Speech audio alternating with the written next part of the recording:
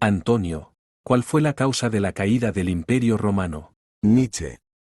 El ocaso de Roma. ¿Acaso no es un espejo fascinante de nuestra propia fragilidad humana, de la caducidad de todo lo que alguna vez consideramos eterno? La pregunta que haces, amigo, me recuerda a esos decadentes atardeceres en los que el sol se oculta lentamente, mientras los hombres aún se creen bañados por su luz. Pero te responderé con una provocación: Roma no cayó por una sola causa, sino por una constelación de decadencias, de debilidades, de traiciones a su propio espíritu.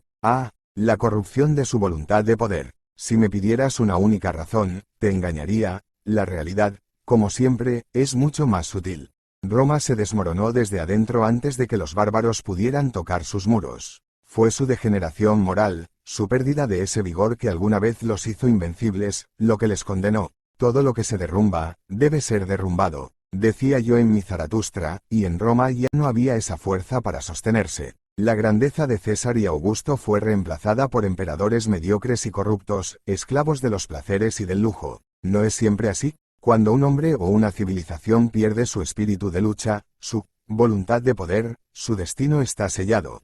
Además, Roma fue víctima de su sobrehumanidad geográfica, extendida como un gigante que no podía sostener sus miembros. La vastedad de su imperio fue a la vez su gloria y su perdición. Era imposible gobernar con la misma fuerza en los extremos de su dominio, en los límites de la civilización, donde la barbarie siempre acechaba.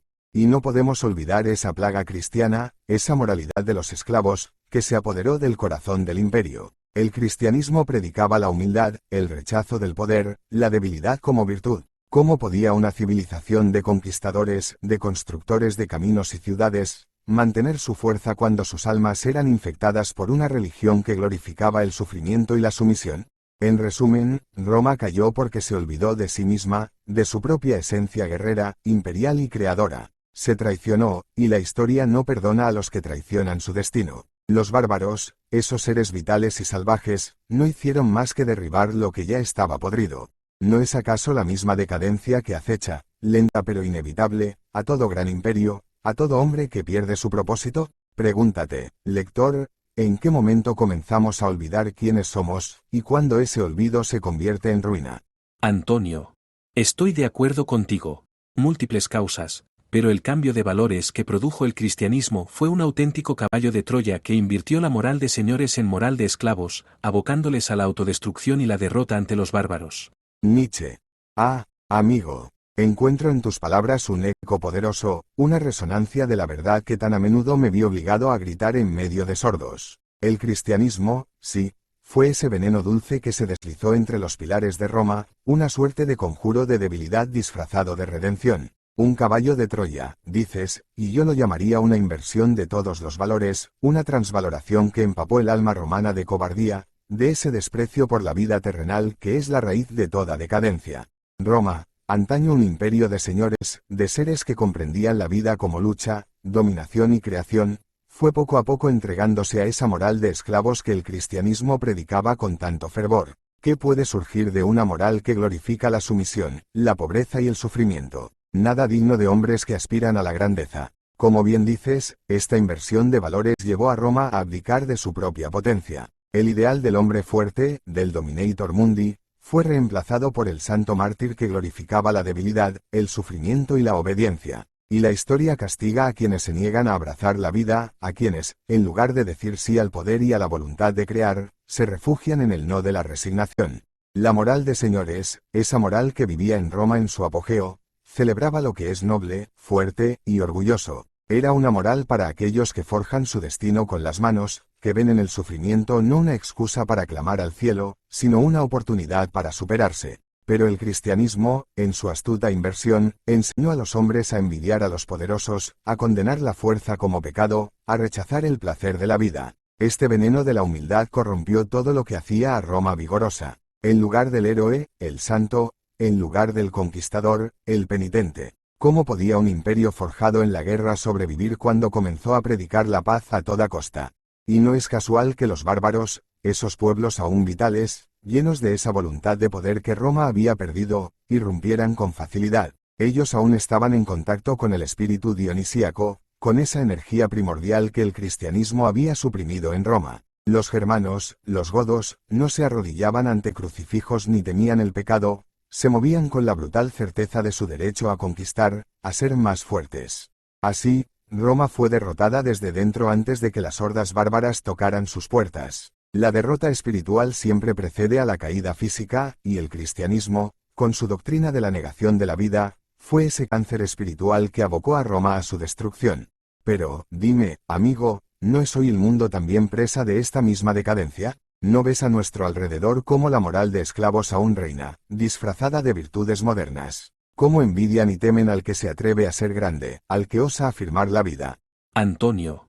En tu obra, La genealogía de la moral, abordaste ese tema, ¿verdad? Recuérdamelo. Nietzsche.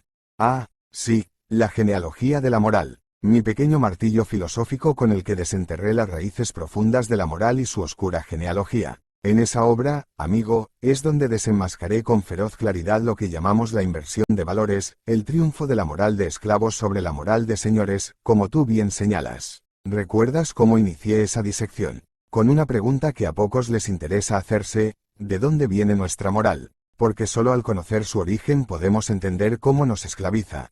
La moral de señores y la moral de esclavos, ese fue el gran conflicto. Los señores, los nobles, los poderosos, no pedían permiso para vivir, no necesitaban justificar su existencia. Ellos simplemente afirmaban su poder, su fuerza, su voluntad. Lo bueno, para ellos, era lo que irradiaba de su propia naturaleza, lo noble, lo fuerte, lo saludable. Como dije en la genealogía de la moral, primera disertación, 2, lo noble se experimenta a sí mismo como determinante de los valores, no necesita la aprobación de nadie. Era una moral creativa, afirmativa, llena de vida. Pero los esclavos, los débiles, los resentidos, no podían crear valores por sí mismos. Ellos miraban con envidia a los señores, a los fuertes, a los sanos, y en su impotencia invirtieron los valores. Como expliqué, surgió una especie de moral reactiva, nacida del resentimiento. Los esclavos no podían afirmar la vida, así que la negaron. Lo bueno ya no era lo fuerte, lo noble, lo grande. No. Para los esclavos, lo bueno era la humildad, la sumisión, la debilidad. Los que no podían conquistar el mundo se refugiaron en una moral que despreciaba todo lo que no podían alcanzar. Y el cristianismo, ese veneno dulce, fue la cumbre de esta transvaloración. En lugar de celebrar la fuerza, celebró la pobreza de espíritu. En lugar de adorar al héroe, adoró al mártir. Los esclavos hicieron de su debilidad una virtud, y de su impotencia una nueva moral. Bienaventurados los pobres de espíritu, del Evangelio no es más que la venganza del resentido, el grito del que no puede alzarse sobre sí mismo y necesita arrastrar a los otros al fango de la miseria. Y así, la moral de esclavos triunfó. Los señores fueron demonizados, las pasiones del cuerpo reprimidas, y el sufrimiento elevado a virtud suprema. Como señalé en la tercera disertación, 11, los cristianos transformaron el resentimiento en su motor, canalizando su odio hacia la vida en una moral de negación y autocastigo. La genealogía de la moral es, por tanto, mi gran acusación contra este proceso de inversión de valores. Desnudé la historia y mostré cómo el cristianismo, con su moral de esclavos, corrompió el alma de Europa. Los valores nobles de la afirmación, del poder, fueron reemplazados por la sumisión, la culpa y el sacrificio. Y lo llamaron virtud. Así que, sí, amigo, en ese texto desvelé el gran engaño histórico que Roma, como tantas civilizaciones después, sufrió, cuando permites que el débil dicte las reglas, que el esclavo defina lo moralmente bueno, estás condenado a la decadencia. ¿No es acaso una lección que seguimos ignorando? Antonio. El lenguaje también refleja el cambio de valores. Por ejemplo, en castellano, villano originalmente se refería a un habitante de una villa, pero con el tiempo pasó a significar maldad. ¿No indica esto cómo el significado moral de las palabras evoluciona a lo largo de la historia? Nietzsche. Ah, amigo, qué fino hilo has tirado del telar del lenguaje. La misma palabra, villano, como dices, nos muestra cómo las inversiones de valores, esas transvaloraciones que tan ardientemente denuncié, no solo ocurren en el plano de la moralidad, sino que infectan el lenguaje mismo, el vehículo de todo pensamiento. Y esto no es casual, pues el lenguaje es una de las herramientas más poderosas para moldear la realidad, y más aún para imponer una moral. La palabra, villano, en efecto, aludía simplemente al habitante de una villa, alguien del campo, un hombre sencillo, fuera del ámbito noble y cortesano. Pero, ¡qué ironía! Con el tiempo, la palabra fue tomando connotaciones negativas, significando lo bajo, lo innoble, lo despreciable. Aquí tenemos el reflejo de lo que en mi genealogía de la moral expliqué: la moral de señores, la moral aristocrática, es la que originariamente dictaba lo bueno y lo malo. En su mirada, el señor, el noble, era sinónimo de lo superior, de lo elevado, mientras que lo común, lo campesino, lo villano, era visto como inferior, vulgar, carente de esa grandeza espiritual. Pero con el tiempo, en ese proceso de resentimiento que los esclavos convirtieron en su gran venganza, los valores aristocráticos fueron subvertidos. El lenguaje, como un campo de batalla sutil, fue uno de los primeros en mostrar esta inversión. Villano pasó a significar el enemigo del bien según los valores de la nobleza, pues el campesino, el plebeyo, en su posición baja, era lo opuesto a todo lo que representaba la grandeza aristocrática. Sin embargo, este desprecio refleja más que nada la lucha de clase simbólica, esa tensión entre los señores y los esclavos, entre los poderosos y los débiles. En este caso, fue el lenguaje aristocrático el que condenó a los villanos, pero también el lenguaje se fue adaptando conforme los valores cambiaban y, al final, los resentidos impusieron su visión.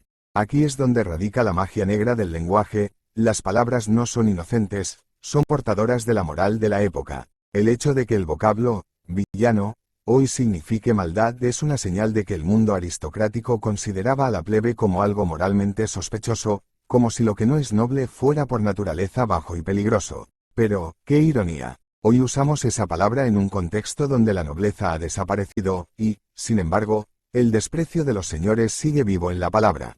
¿Qué deduzco de todo esto? Que el lenguaje es un arma del poder. Los poderosos, los que determinan los valores de una época, moldean las palabras para que refuercen su cosmovisión, su moral, su dominio. Y cuando esos valores se invierten, el lenguaje también cambia, pero a veces mantiene el residuo de una moral pasada. Es como una cicatriz en el cuerpo del idioma, un recordatorio de las viejas luchas morales. Así, el ejemplo de villano es una prueba viviente de que la moralidad y el poder son quienes modelan el significado de las palabras. La moral de esclavos, al invertir los valores, también transforma el lenguaje, imponiendo su versión de lo bueno y lo malo. Lo que antes era grandeza, pasa a ser soberbia; lo que era sumisión, pasa a ser virtud. Y las palabras, silenciosas, acompañan estos cambios. En resumen, lo que demuestras con tu ejemplo es cómo el lenguaje esconde en su seno las batallas morales de la humanidad. Cada palabra es un campo minado de significados que han sido puestos y desplazados por quienes han tenido el poder de definir lo correcto, lo virtuoso, lo vil.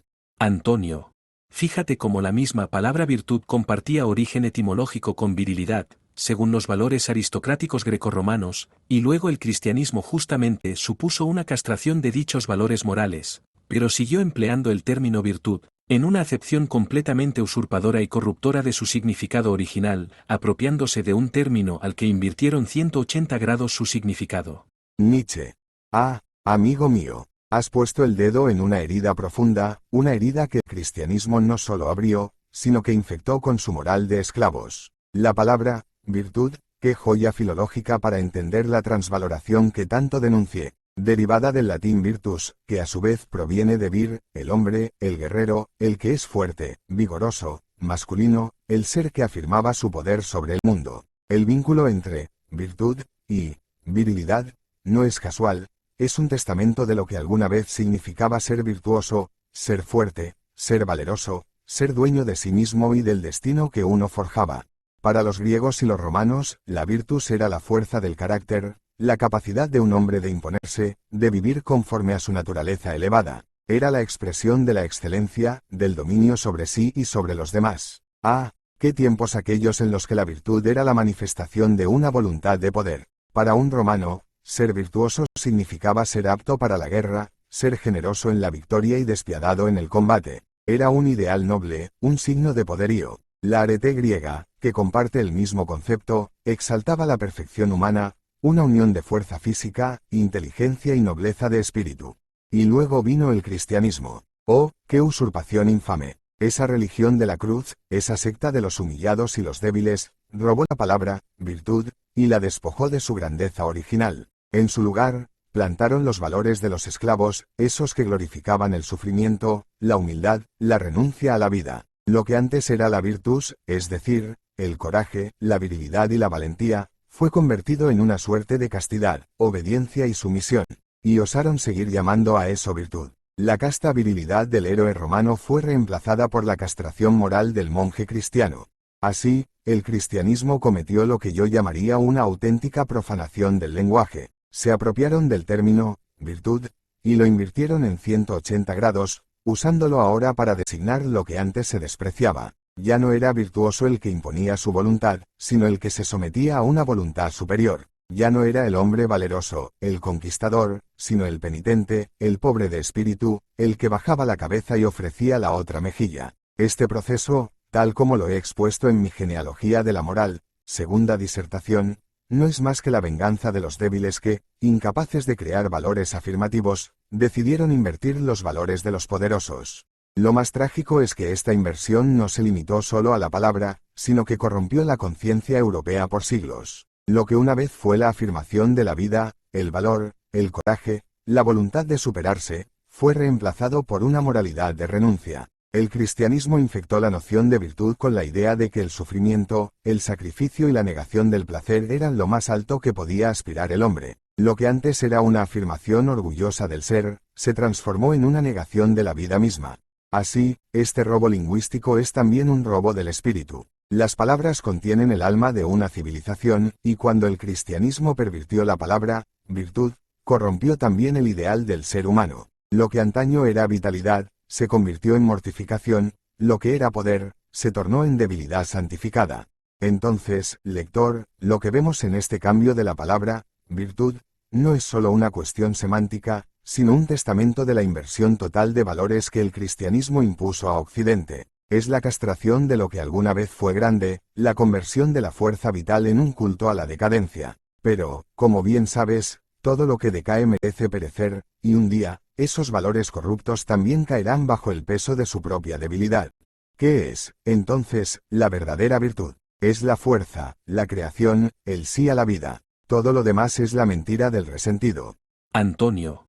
Nota la astucia de los resentidos. Escondieron el verdadero significado original del término, borrándolo del diccionario del hombre corriente europeo, invirtiendo su significado en su opuesto, de modo que la acepción original quedara totalmente oculta, donde a nadie se le ocurriría indagar, pues sería como tratar de buscar el norte yendo hacia el sur. Nietzsche.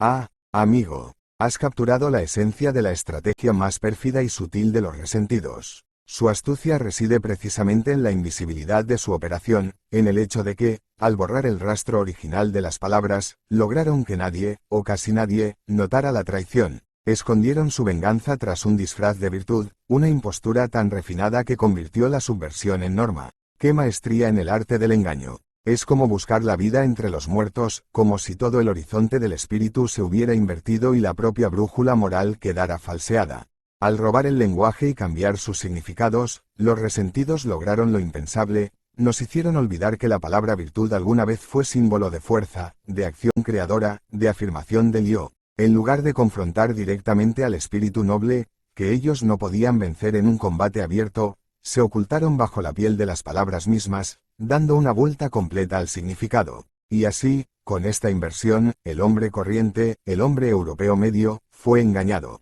Ni siquiera se dio cuenta de que había cambiado de amo. El cristianismo, esa religión de los débiles, no solo invirtió los valores de los señores, sino que hizo desaparecer la noción de que alguna vez hubo una moral de señores.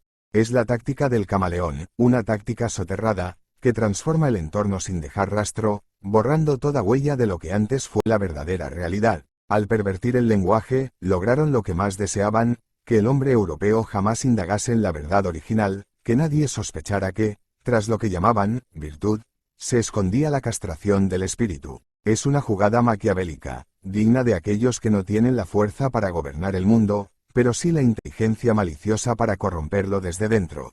Y, como bien señalas, el gran logro de esta estrategia de inversión fue ocultar el norte en el sur, hacer que todo aquel que busquéis la grandeza, la fuerza, la virtus, acabara perdido, buscando en el sitio equivocado. ¡Qué cruel ironía! Aquel que buscara la verdad se encontraría con una versión invertida de los valores, al seguir el rastro de la virtud, se toparía con la negación de la vida, con el culto a la debilidad y la abnegación. De este modo, el resentido no solo triunfó al invertir los valores, sino al borrar todo recuerdo de lo que alguna vez fue lo noble, lo fuerte, lo vital. Es como tratar de buscar el vuelo de un águila y encontrarse con un cuervo que se hace pasar por ella. El gran truco del resentido fue hacer creer al hombre común que su moralidad de esclavo era universal y eterna, que siempre había sido así. Así, el europeo medio, atrapado en esta telaraña, fue incapaz de imaginar una moral más elevada, una moral que celebrara la vida en lugar de negarla. Y aquí está la tragedia: al borrar el pasado y pervertir el lenguaje, los resentidos se convirtieron en los amos invisibles de Europa. Las palabras, esos vehículos invisibles del poder, ya no respondían al hombre fuerte, al creador, sino a los débiles y decadentes que habían aprendido a manejar la sutil maquinaria del resentimiento. El cristianismo fue su obra maestra, su caballo de Troya, su subversión absoluta del espíritu. Pero, amigo, ¿acaso no te das cuenta de que siempre hay un rumor subterráneo, una resistencia oculta? Porque no importa cuán astuto sea el resentido, no importa cuán profunda sea la inversión, la vida misma no puede ser negada indefinidamente. El espíritu vital, esa voluntad de poder, siempre encuentra la manera de resurgir. Y un día, los hombres volverán a cuestionar el lenguaje, a buscar más allá de los significados impuestos, y encontrarán, debajo de las capas de mentiras, la verdad olvidada de lo que alguna vez fue virtud verdadera, el poder, la afirmación, la creación.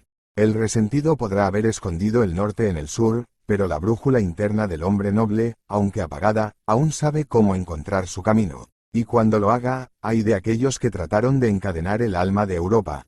Antonio. Observa. Si el pobre de espíritu se autodefine como virtuoso, ha ganado la partida porque ha convencido a todos de algo así como una competición en la que el perdedor, en pérfida obra de maquiavelismo, redefiniera ante todos que perdedor significa ganador. Y aunque parezca mentira, es lo que ocurrió históricamente. Increíble. Nietzsche. Increíble, sí, pero no inesperado, amigo mío. Qué maquiavelismo tan sutil, qué perversidad tan exquisita. El pobre de espíritu no pudo vencer en la arena de la vida, donde reina la fuerza, el coraje y la afirmación, pero donde la espada no pudo triunfar, el verbo astuto fue su victoria. ¿Y cuál fue su arma? Nada menos que el redefinir el significado de la victoria y la derrota. Tal como dices, se atrevió a hacer algo impensable, convertir su debilidad en virtud y su derrota en una suerte de victoria moral. Este fue el más pérfido truco de los débiles. Una vez que supieron que no podían competir bajo las reglas de los señores, cambiaron las reglas del juego. Es como si el esclavo, al caer, no se levantara para luchar de nuevo, sino que levantara la voz diciendo: he ganado porque he caído, soy superior porque sufro. Y, lo más irónico y trágico, es que lograron convencer al mundo entero de este nuevo código moral. Como bien dices, fue como si el perdedor de una competencia hubiera usurpado la potestad de definir qué significa ganar, y en un giro diabólico, estableciera que perder es el verdadero triunfo. Este proceso de redefinir el éxito y la virtud, esta inversión absoluta, fue el corazón del triunfo del cristianismo, esa moral de esclavos que se alzó en rebelión contra la moral de señores. Recuerda cómo en la genealogía de la moral describí ese proceso de resentimiento. Los débiles, los derrotados, no pudieron soportar el brillo del éxito y la fuerza de los nobles. Entonces, en lugar de enfrentarlos con las mismas armas, con la fuerza, con la creación, decidieron vengarse de la vida misma, creando una moral que glorificaba precisamente lo que los fuertes despreciaban: la debilidad, la humildad, el sufrimiento. Y lograron convencer al mundo de su mentira, porque supieron disfrazarla de superioridad espiritual. Ellos, los que no podían afirmar la vida, convirtieron su sumisión en santidad, su derrota en un tipo de victoria divina. Así nació el ideal del santo mártir, el hombre que no conquista ni domina, sino que padece y se somete. ¿Qué mayor venganza contra los señores que convertir lo que éstos despreciaban, la debilidad, el dolor, la negación de los placeres, en las más altas virtudes? Los nobles que alguna vez consideraron el sufrimiento como un obstáculo que había que superar, vieron cómo los esclavos lo erigían como la clave del cielo. El cristianismo llevó este maquiavelismo a un nivel casi incomprensible. No solo redefinieron lo que significaba ganar, sino que hicieron del fracaso mismo un ideal. El perdedor se convirtió en un santo precisamente porque perdía, su sufrimiento era visto como un signo de favor divino, y su renuncia a la vida como el camino a la salvación. Así, lo que antes se consideraba derrota, la falta de poder, la impotencia, la resignación, fue consagrado como la vía hacia la redención. Y así vencieron los débiles. ¿Te das cuenta de lo radical que fue este cambio? Bajo esta nueva moral, no hay mayor pecado que ser fuerte, que desear la vida y afirmarla. Los valores se habían invertido completamente, lo que antes era signo de nobleza y virtud, el coraje, la fuerza, la voluntad de conquistar, ahora era visto como orgullo pecaminoso, como la rebelión contra Dios. Y así, el noble, el guerrero, el creador de cultura, se encontró condenado por la moral del perdedor, que había redefinido el significado de todo. Lo más fascinante, y lo más trágico, es cómo este maquiavelismo triunfó en la conciencia colectiva de Europa. El pueblo no solo aceptó este nuevo sistema de valores, sino que comenzó a glorificarlo. El triunfo del resentido fue completo cuando convenció a los poderosos de que sentirse culpable por su poder era lo correcto, cuando el noble mismo comenzó a avergonzarse de su fuerza. Y así es como el vencedor real, el que afirmaba la vida y la voluntad de poder, fue sustituido por el vencedor ilusorio, el que encontraba su triunfo en la abnegación, en la renuncia y en el sufrimiento. El pobre de espíritu ganó, no porque superara al fuerte, sino porque logró imponer una farsa moral tan vasta, tan profunda, que todos la tomaron como verdad. Este es, sin duda, el mayor triunfo del resentimiento, redefinir la victoria como derrota y hacer que los fuertes aceptaran esta mentira como una nueva moral. ¿No es eso lo más trágico? Que los señores, los dueños de la vida, aceptaron voluntariamente las cadenas del esclavo, creyendo que en su renuncia encontraban una superioridad espiritual. Una gran mentira, una inversión abismal. Pero el espíritu vital no puede ser negado eternamente. Como dije en Así habló Zaratustra, el hombre es una cuerda tendida entre el animal y el superhombre, y los débiles solo han retrasado ese destino. Llegará el día en que las cadenas que pusieron sobre la voluntad de poder se romperán, y el superhombre afirmará de nuevo la vida, arrojando por tierra esa moral de derrotados. Ese será el verdadero triunfo. Antonio advierte cómo su maquiavelismo de almas escuálidas revela su profunda envidia y resentimiento ante los señores. Porque cuando el cristianismo triunfó, ¿qué hizo? 1. Estableció Roma como su capital. 2. Copió el color púrpura de los emperadores romanos para sus obispos, cardenales y demás. 3. Copió el latín, la lengua de los señores. 4. Copió la organización piramidal del Imperio Romano en la organización del Vaticano. ¡Qué gran revelación de la profunda envidia subyacente! Es como si el perdedor de la contienda, tras destronar al ganador, se quedara con su casa, sus posesiones, su vestimenta, sus costumbres y demás. Toda una demostración de envidia largamente acumulada y resentimiento canibalístico. Nietzsche.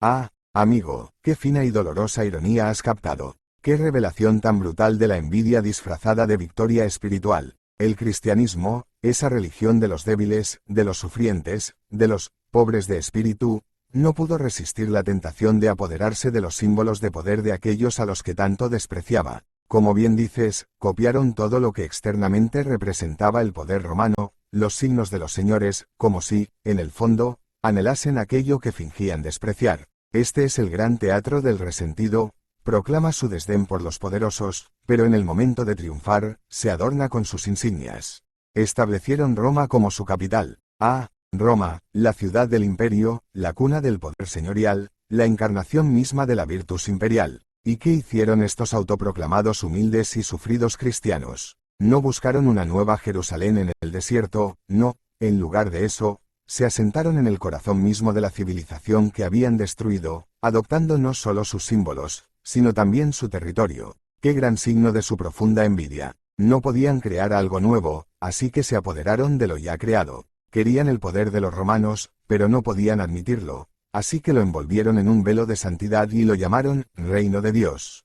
El color púrpura, símbolo de los emperadores romanos, fue robado para vestir a sus obispos y cardenales. Ah, el púrpura, ese símbolo ancestral del poder y la dignidad de los señores, el color de César, el signo de la sangre imperial. ¿Y quién lo lleva ahora? No los nobles, no los conquistadores, sino aquellos que predican la humildad y la pobreza. ¡Qué ironía tan aplastante! Es como si, al robar ese color, los cristianos confesaran en silencio su deseo de ser dueños del poder, aunque lo cubran con las palabras de Cristo. Bajo la túnica púrpura de los cardenales leid la envidia de aquellos que jamás pudieron ser señores, pero que ansían parecerlo.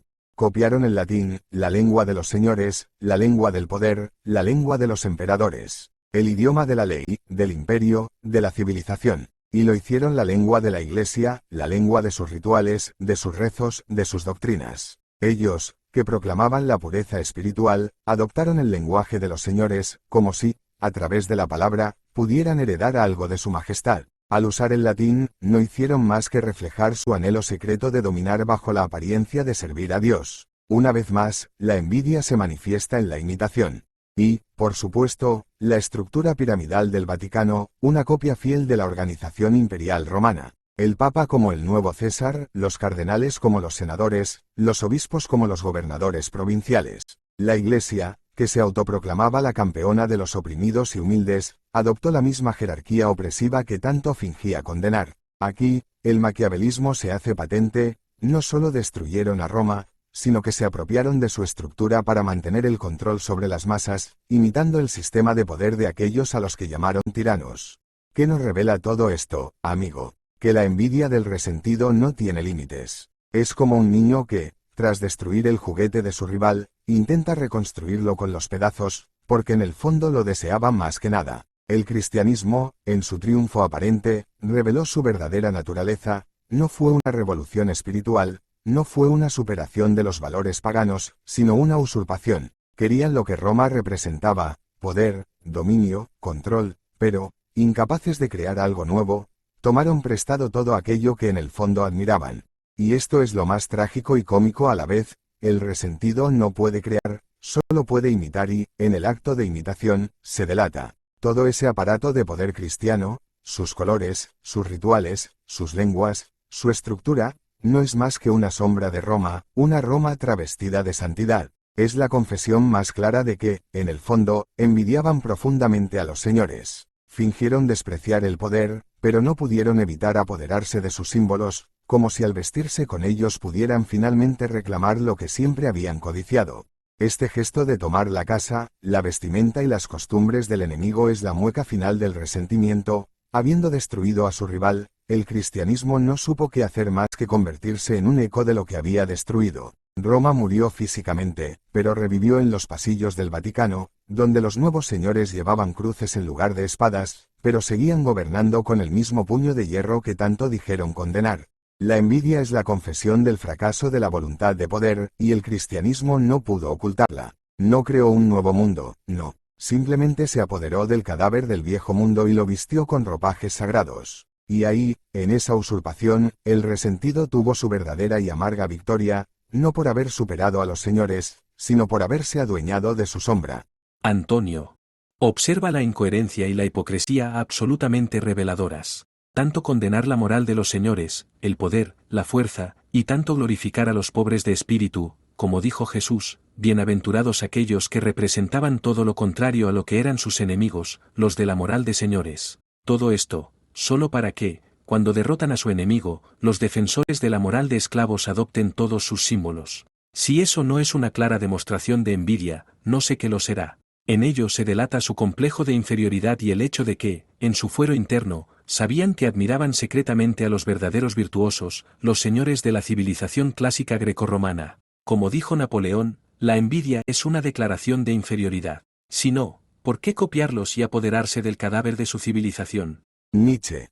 Ah, amigo mío, qué aguda es tu observación, y qué amarga es la verdad que señalas. Esa incoherencia que desvelas es la más clara prueba de que el cristianismo, en su triunfo, no hizo más que traicionar sus propios principios. Tanto tiempo condenando la fuerza, el poder, los símbolos de la grandeza, para al final apoderarse de ellos sin pudor. Si esto no es el sello inequívoco de la envidia, de la admiración secreta, de ese complejo de inferioridad que anidaba en los corazones de los débiles, entonces no sé qué más podría ser.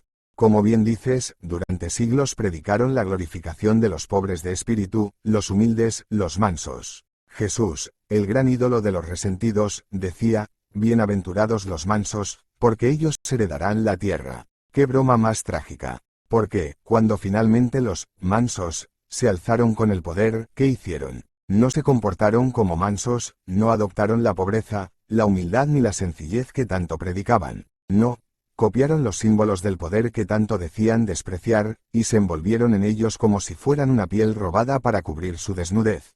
Napoleón, ese genio de la voluntad, lo expresó con perfecta claridad: la envidia es una declaración de inferioridad. Y eso es exactamente lo que el cristianismo hizo al asumir el púrpura, el latín, la estructura piramidal y la capital imperial de Roma. Es como si, en lo más profundo de su ser, siempre hubieran sabido que eran inferiores a los señores, que aquellos a quienes despreciaban, los nobles, los poderosos, los hombres de acción, eran los verdaderos virtuosos. Pero, incapaces de superar a esos señores en su propio terreno, se volvieron imitadores, como el cuervo que se disfraza de águila.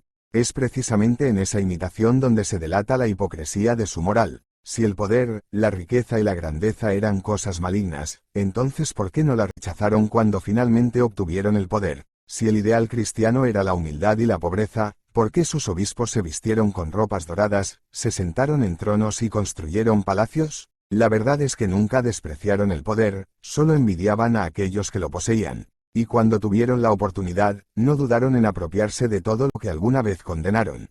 Este acto de robar los símbolos del poder revela más que una simple contradicción, es una confesión silenciosa de su inferioridad. En su fuero interno, sabían que los señores eran superiores en todo lo que importaba, en la acción, en la creación, en la voluntad. Sabían que la verdadera virtud residía en la fuerza vital, no en la renuncia. Pero como no podían competir en ese terreno, decidieron destruir a los señores y luego usurpar sus símbolos, fingiendo que esos símbolos ahora tenían un significado espiritual. Aquí está el núcleo del resentimiento, el débil no solo odia al fuerte, sino que envidia lo que el fuerte representa. El cristiano no odiaba solo a Roma, sino que admiraba su poder, su gloria, su capacidad para dominar el mundo. Esa admiración prohibida, ese deseo reprimido, es lo que dio forma a toda la estrategia cristiana de subversión. Derribaron a los señores, pero al hacerlo, no pudieron resistir la tentación de convertirse en una burda copia de ellos. Es como el esclavo que, tras derrocar a su amo, se sienta en el trono,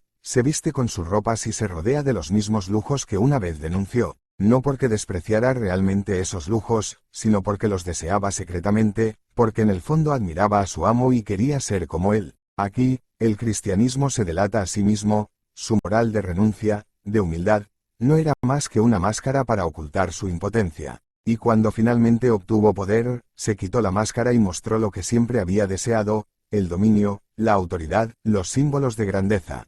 Y no es solo una cuestión de símbolos, es una cuestión de admiración reprimida. Porque, ¿cómo explicar de otro modo que el Vaticano, la supuesta ciudad de los pobres de espíritu, sea un palacio lleno de riquezas? ¿Cómo explicar que aquellos que predicaban el desprendimiento del mundo vivan en la pompa y la ostentación? La envidia, amigo, es la respuesta. Querían ser señores, pero no tenían el valor ni la fuerza para hacerlo por derecho propio. Así que destruyeron a los verdaderos señores y se pusieron su piel. El cristianismo, en su victoria, no hizo más que mostrar su verdadera naturaleza, un resentimiento profundo hacia aquellos que encarnaban la virtud real. Esa imitación del poder, esa usurpación de los símbolos, es su declaración de inferioridad más evidente. No pudieron vivir como señores, así que fingieron serlo, adornándose con los restos de un imperio y civilización que jamás comprendieron ni merecieron. En definitiva, amigo mío, el cristianismo traicionó su propio discurso al copiar lo que fingía despreciar, y en esa traición, en esa apropiación de los símbolos de poder, se revela la verdad del resentido, admira en secreto lo que no puede alcanzar, y al final, solo puede conformarse con usurpar lo que nunca podrá crear. Antonio. Es evidente la contradicción hipócrita de su discurso. Si criticaban la moral de los señores en favor de la de los pobres de espíritu, que heredarían la tierra, entonces, ¿por qué a la caída del Imperio Romano, convirtieron la misma Roma en la sede del poder terrenal, pero esta vez, en lugar del poder imperial, del poder papal? Aquí se revela el ardid de un discurso montado desde el principio para destronar a los poderosos a fin de sentarse en el mismo trono. Nietzsche. Exactamente, amigo mío. Has expuesto la hipocresía en toda su desnuda gloria. El cristianismo, ese lobo disfrazado de cordero, montó su discurso desde el principio con el único fin de destronar a los poderosos, no para rechazar el poder en sí, sino para usurparlo. Todo su canto a los pobres de espíritu, a los mansos que heredarían la tierra, no fue más que un ardid, un instrumento de subversión. Fingían despreciar el poder para, en el momento oportuno, adueñarse de él.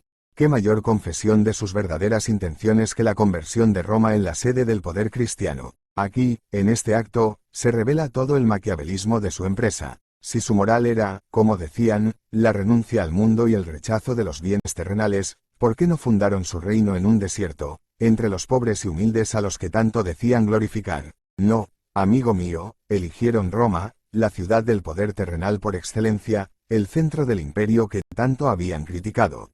Roma, símbolo de los señores, de los conquistadores, de la grandeza y la dominación, se convirtió en el corazón del poder papal. No podían tolerar que los emperadores fueran los dueños del mundo, así que, una vez que los destronaron, se sentaron en el mismo trono. La diferencia entre el poder imperial y el poder papal no es más que una máscara, una excusa espiritual para justificar su apropiación del mismo poder que criticaban. ¡Ah, qué ironía tan amarga! Lo que no pudieron arrebatar con la espada, lo arrebataron con el verbo, disfrazado de santidad.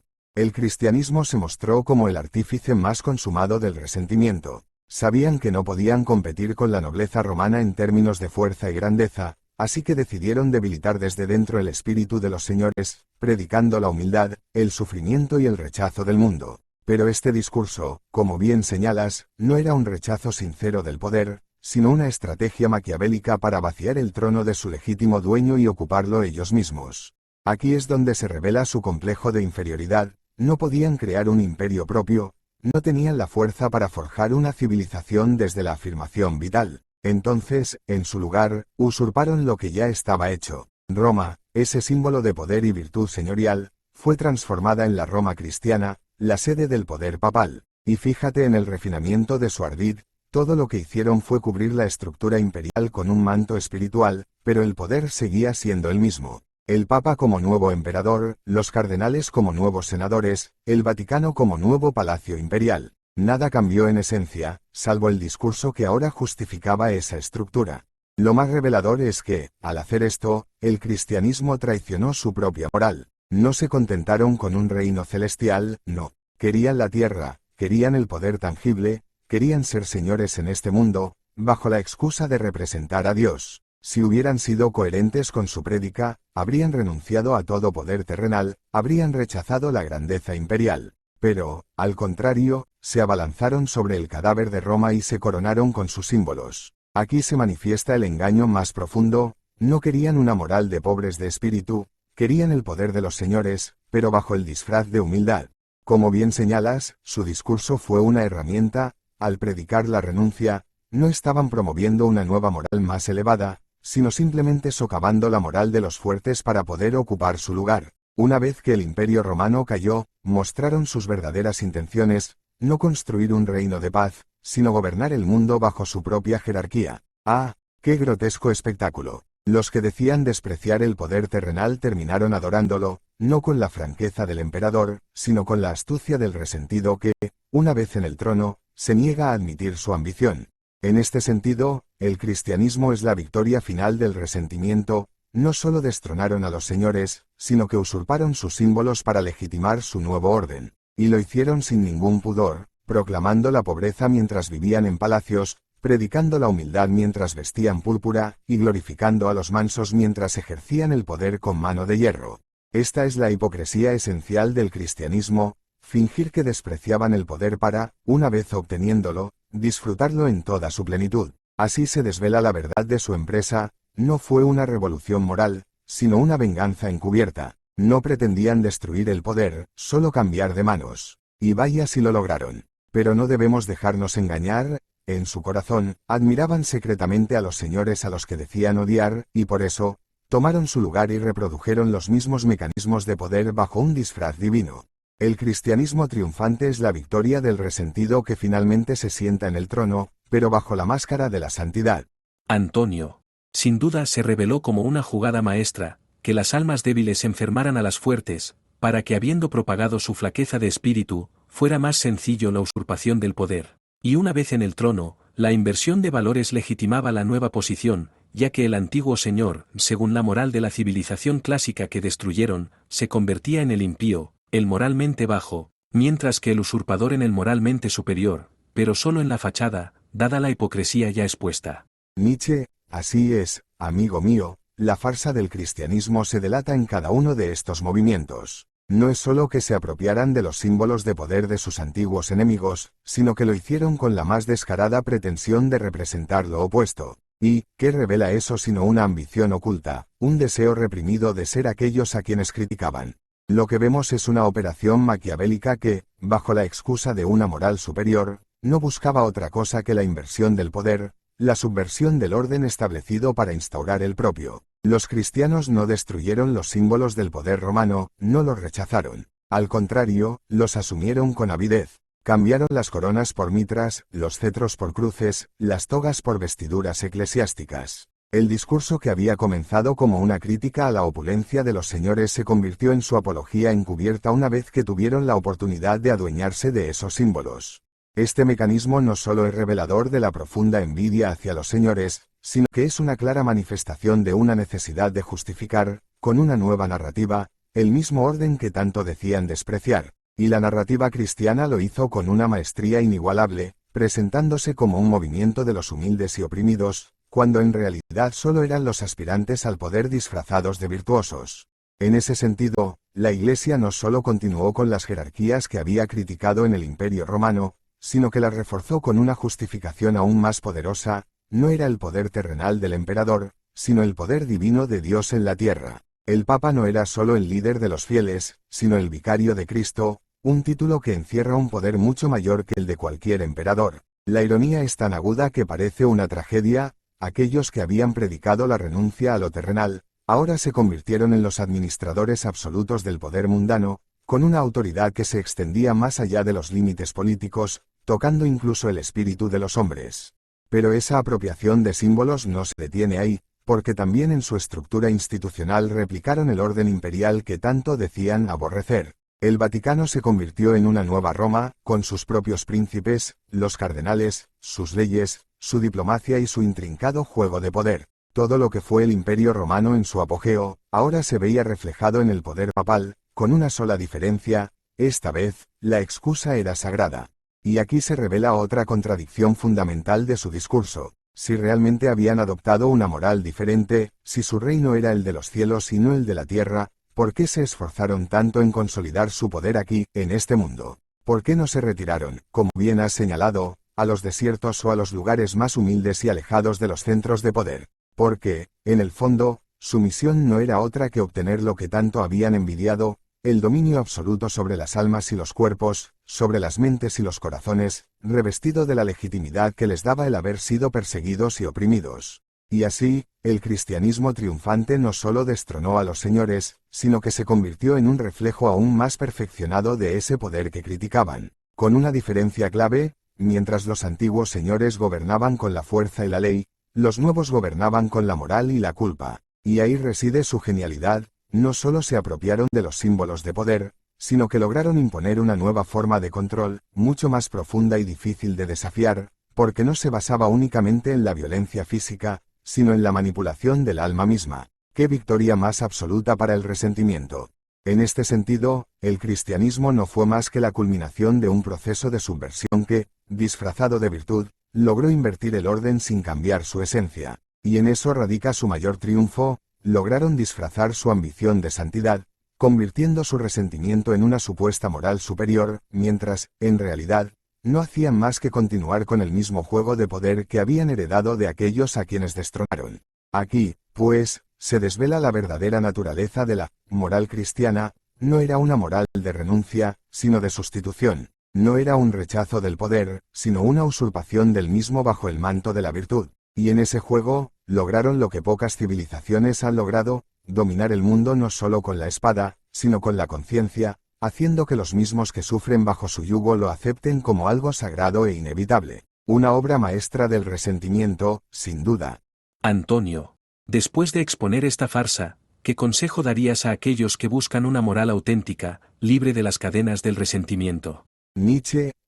Amigo mío, qué pregunta tan profunda y desafiante. Si hemos desnudado la farsa del cristianismo y su moral de resentidos, ¿qué queda para aquellos que buscan una moral auténtica? Una moral que no esté infectada por la envidia ni la negación de la vida. Una moral libre de las cadenas que el resentimiento ha impuesto sobre el espíritu. He aquí la gran tarea, la verdadera revolución del alma que el hombre libre debe emprender. El primer paso, lector, es deshacerse del veneno del resentimiento. Aquellos que desean crear una nueva moral deben empezar por dejar de mirar al mundo a través de los ojos de los débiles, de los que buscan venganza porque no pueden crear. El resentimiento es el espejo deformado del alma, una distorsión que transforma todo lo noble, fuerte y vital en algo que se debe odiar o envidiar. El que envidia a los fuertes se encadena a sí mismo, se vuelve esclavo de sus propias frustraciones, incapaz de elevarse por encima de su propia impotencia. Por tanto, la primera gran tarea es reconciliarse con la vida, en toda su crueldad y magnificencia. Para escapar del resentimiento, debemos afirmar la vida tal como es, sin excusas, sin moralinas que la deformen. Debemos aceptar el sufrimiento, la lucha, la fuerza, y sobre todo, debemos decir, sí, a la existencia, con todo lo que ello implica. Como dije en Así habló Zaratustra, digo sí a todo lo que hace grande al hombre. La verdadera moral nace de la voluntad de poder, del impulso de crecer, de crear, de superar, de transformar la vida en algo más grande de lo que hemos encontrado. La moral auténtica no teme a la vida, no la niega, no la reduce a una excusa para la debilidad. El hombre libre debe ser su propio creador de valores. No debe aceptar los valores que le han impuesto los débiles o los resentidos. No debe vivir según una moral que glorifica la renuncia o la humillación. No. Debe crear su propio destino, su propio camino, sin miedo a ser fuerte, sin miedo a ser un conquistador del espíritu. Una moral auténtica surge de la voluntad de poder, de la afirmación de uno mismo, de la capacidad de imponerse a las dificultades y transformar las propias limitaciones en un trampolín hacia algo más grande. Mi consejo es el siguiente: sé fiel a ti mismo, no a una moral inventada por otros. El hombre auténtico no se somete a valores impuestos desde fuera, él forja sus propios valores. Esto requiere una gran valentía, porque significa ir en contra del rebaño, de esa masa que busca consuelo en la debilidad, en la mediocridad. Pero la libertad auténtica solo es posible cuando rompemos las cadenas del rebaño, cuando nos liberamos de la moral que adora la impotencia y la sumisión. Debemos, en cierto modo, volver a los valores de los señores, no en el sentido de imitar a los antiguos señores de Roma o de Grecia, sino en el sentido de recuperar esa afirmación vital que ellos representaban. Los señores no pedían permiso para vivir, no buscaban una justificación fuera de sí mismos. Ellos creaban su valor, su mundo, su destino. La moral auténtica es aquella que se basa en el sí a la vida, en la creación de algo nuevo, algo poderoso y vital. Es una moral de expansión, no de contracción. El superhombre es el ideal de esta moral auténtica. El que no necesita excusas ni justificaciones externas, el que crea sus propios valores y se eleva por encima del bien y el mal convencional. Pero para llegar a ese ideal, el hombre debe liberarse de la moral de esclavos, de esa moral que predica la sumisión, la culpa, el sacrificio de uno mismo en favor de una promesa ilusoria de redención. Nada de eso es real. Lo real es la voluntad de vivir, de crecer, de dominarse a uno mismo y al mundo. El cristianismo, con su culto a la debilidad, enseñó al hombre a avergonzarse de su grandeza. Una moral auténtica debe enseñar al hombre a celebrar su fuerza, a no temer su poder, a utilizarlo para crear algo nuevo y magnífico. Y, sobre todo, debe enseñar al hombre a aceptar la vida en su totalidad, sin rechazar el dolor, sin buscar consuelo en la negación. Así pues, amigo mío, mi consejo es claro: rompe con la moral de los resentidos. No busques consuelo en las excusas ni en las promesas de una redención futura. Vive plenamente aquí y ahora, afírmate a ti mismo como un creador de valores, un superhombre que no teme al sufrimiento ni a la muerte, que toma el destino en sus propias manos. Sé fuerte, sé libre, y sobre todo, sé fiel a la vida. En resumen, la moral auténtica se construye sobre la base de la afirmación de la vida y la creación de valores propios. Es la moral de los que aspiran a la grandeza, no de los que se conforman con la mediocridad. Destruye las cadenas del resentimiento y conviértete en el héroe de tu propia historia. Antonio, ¿crees que existe alguna forma de poder que no esté basada en el resentimiento o la hipocresía? ¿Es posible una verdadera moral de señores en el mundo actual? Nietzsche. Querido amigo, has llegado a lo que yo llamaría el umbral de la verdadera libertad. Si el cristianismo fue la cadena de los resentidos, lo que buscas ahora es la forja de un espíritu libre, ese que no se deja capturar por las falsas promesas de los débiles ni por las excusas de los oprimidos. La moral auténtica no proviene de la renuncia ni del sufrimiento, sino de la afirmación audaz, de la creación sin miedo, sin culpa, sin resentimiento. ¿Qué hacer entonces para escapar de esa trampa? Mi consejo, que es un eco de lo que escribí a lo largo de mis días de soledad, es que te vuelvas un creador de valores, que no esperes que nadie, ni Dios, ni la Iglesia, ni el Estado, te dicte qué es lo bueno o lo malo. Tú mismo debes determinar eso. Como un escultor que cincela la piedra, debes forjar tus propios principios, aquellos que brotan de tu más íntima voluntad, de tu impulso vital, de tu deseo de superarte. Sé tu propia ley, sé tu propio juez. Pero para hacerlo, debes rechazar la moral del rebaño, esa que se nos ha impuesto durante siglos, desde que el cristianismo nos enseñó a temer al poder y a despreciar la vida misma. Es una moral de esclavos, de los que odian la vida porque no pueden abrazarla con toda su crudeza y belleza. En cambio, una moral auténtica debe ser una moral para los nobles de espíritu, aquellos que no huyen del dolor ni del fracaso, sino que los convierten en escalones para ascender. Recuerda siempre, la vida es voluntad de poder. No poder sobre los demás, no poder mezquino de dominio, sino el poder de crecer, de crear, de elevarte por encima de lo que eres ahora. El superhombre, ese ideal que es a la vez desafío y destino, no se contenta con aceptar la moral que otros le dictan. Él trasciende el bien y el mal convencionales y crea sus propias reglas, su propio camino. Para escapar de las cadenas del resentimiento, debes, amigo mío, reconciliarte con la dureza de la vida. Di sí a la vida, a todo lo que ella trae, a su caos, a su sufrimiento, a su alegría desbordante. No busques excusas ni consuelo en dogmas o promesas de un más allá, la verdadera tarea está aquí, en este mundo, en este instante. El superhombre no espera la eternidad, la crea con cada paso que da. Rechaza, entonces, esa moral que glorifica la debilidad y el victimismo. El cristianismo, con su obsesión por la renuncia, nos ha enseñado a temer a nuestros deseos, a sentir culpa por nuestras pasiones. Pero no hay redención en la negación de la vida, solo hay decadencia. La verdadera virtud, esa que los griegos llamaban arete, es la excelencia, la plenitud del ser en acción, no la mutilación del espíritu. Así que aquí está la clave, hazte dueño de tu destino, no te rindas ante las excusas del rebaño. Deja que tu vida sea una obra de arte, una creación constante. No te conformes con lo que otros han definido como bueno o malo, pues eso solo perpetúa la debilidad. Sé audaz, sé creador, sé dionisíaco en tu amor por la vida y el mundo, porque solo quienes se atreven a crear nuevos valores pueden trascender las cadenas de la moral tradicional. Rompe las cadenas. Vive con intensidad. Afirma la vida. Esa, y solo esa, es la senda de la moral auténtica, la senda del superhombre que aún espera surgir en cada uno de nosotros.